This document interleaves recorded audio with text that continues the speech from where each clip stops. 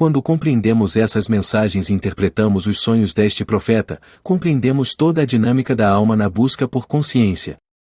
Desde os primeiros passos da alma na busca por consciência até os mais avançados períodos da espiritualidade. Compreendê-los será um avanço a todos quantos querem seguir em frente em sua evolução espiritual. É através deste conteúdo disposto no livro de Enoque que podemos ver algumas verdades que serão fundamentais para todos quantos buscam consciência. Por que digo isto? Viver em sociedade, uma necessidade humana. Estamos diante de uma clara profecia. O ego, quando busca o poder, devora aquilo de humano existente em si. Viver em sociedade é uma necessidade básica para a subsistência. Os homens descobriram isto. Mas viver em sociedade traz também Deus aspectos negativos.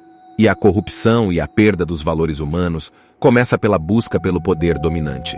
Quando uma sociedade se torna opressora, a ponto de influenciar toda uma massa implantando nela seus valores corruptos, gera um mal coletivo devastador? Principalmente quando sua liderança se tiraniza, e acabam entrando numa luta e guerreiam pelo poder. E o ego, influenciado pelo desejo, perde o senso de limite e sobrepuja, prevalecendo sobre os valores humanos. Desta forma, gera um gigantismo ameaçador. Arquétipos mentais se estabelecem, e a sociedade, em sua maneira geral, se torna um resultado deste gigante devorador da humanidade, como diz o profeta Enoque em seu manuscrito.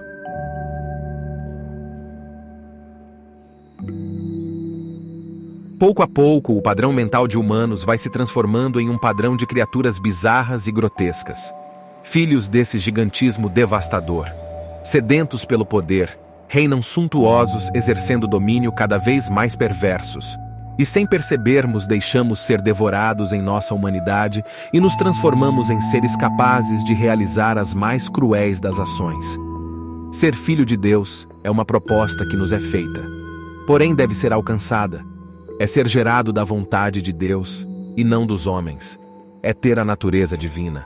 Essa estrutura mental que opera no coletivo inconsciente de uma sociedade corrupta devora aquilo de humano que há nas pessoas. Por esta razão, as escrituras sagradas narram em seu texto, mencionando criaturas, tornam os homens insensíveis, sem sentimentos, frios, calculistas, e os põem em uma competitividade desenfreada. Para manter seus propósitos, alguns são capazes de tudo e se digladiam entre si para se manter no poder. Vale tudo nesta batalha. Os Nefilins, mencionado pelo profeta, nada mais é que uma estrutura mental perversa, onde a síndrome do poder contaminaram a própria humanidade como uma praga devastadora. Uma construção mental se estabelecerá na perversidade e o processo de desumanização terá início. Será uma mente perversa, onde os valores humanos estão cada vez mais extintos. Aquilo que deveria compor toda a estrutura mental considerada humana vai sendo devorada pelo ego agigantado. O objetivo agora é o poder e se manter nele para sempre. Veja que estamos lidando com padrões de pensamentos e com verdadeiras estruturas mentais capazes de destruir tudo em si e em sua volta. Uma mente na perversidade é capaz de tudo em troca do poder. Infelizmente, muitos se transformam em Néfilins e Eliuds, que irão como um juízo guerrear entre si. O amor e a obsessão pela glória centrada no ego porá a alma em risco de se perder em abismos profundos na sua própria ignorância.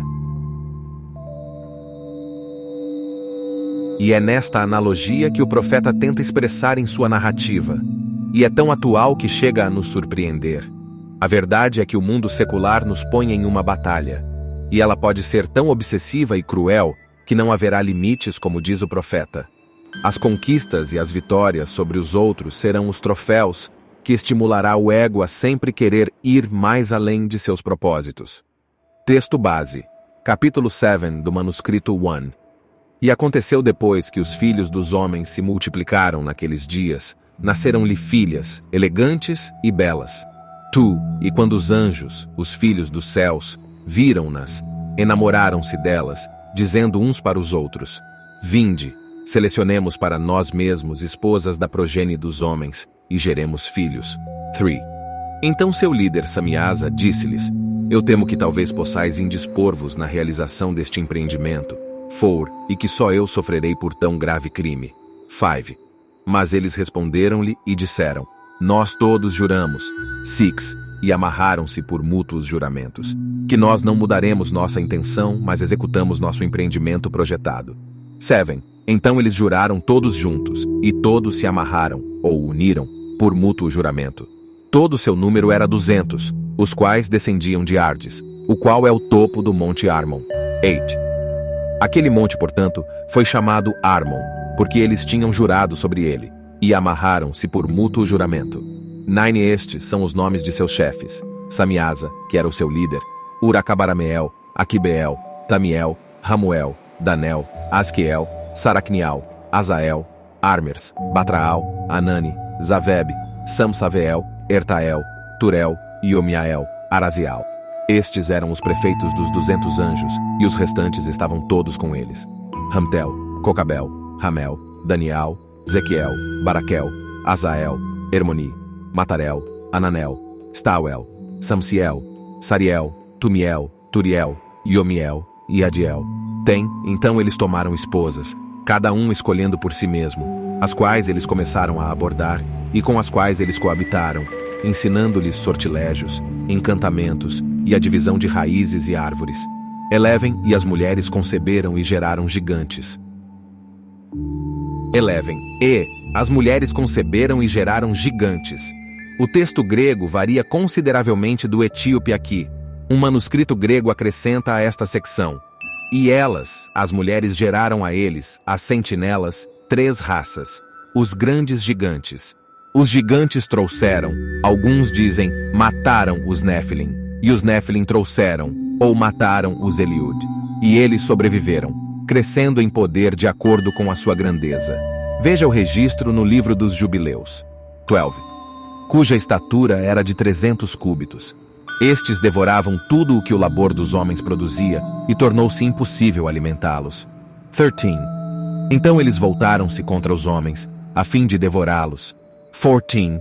E começaram a ferir pássaros, animais, répteis e peixes, para comer sua carne, um depois do outro. 8. E para beber seu sangue. 15. Então a terra reprovou os injustos. Segundo Aristóteles, o homem é um animal social, e desde sua origem descobriu que viver harmoniosamente dentro de um contexto coletivo traria uma melhor qualidade de vida. Além de trazer certas vantagens, há pontos negativos nesta relação intersocial. Como vemos, viver em sociedade é uma necessidade humana, e não somente os homens descobriram isso, mas muitas espécies animais também encontraram no coletivo a segurança necessária para o desenvolvimento da vida. E para que essa convivência fosse harmoniosa e possível, foi imprescindível a criação de regras, estruturando todo um sistema jurídico adequado e justo, o qual traria benefícios ao grupo. Sem regras, seria impossível conviver uns com os outros. Porém, estas regras deveriam ser justas e não são. Isto porque interesses pessoais estão acima de toda verdadeira justiça.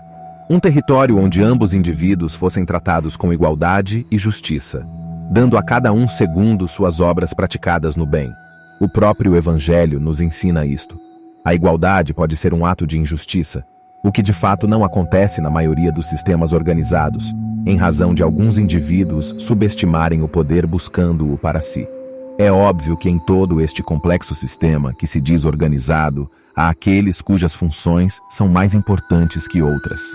Não desmerecendo os valores e os papéis desempenhados por cada um dos indivíduos do grupo. Haverão funções diferenciadas no desenvolvimento desta engrenagem. Basta olharmos para a criação e a natureza, onde cada ser vivo de maneira instintiva tem a sua função no ambiente ecológico. Todo desajuste acarreta consequências terríveis. Provérbios 18. 1. Quem se isola busca inter.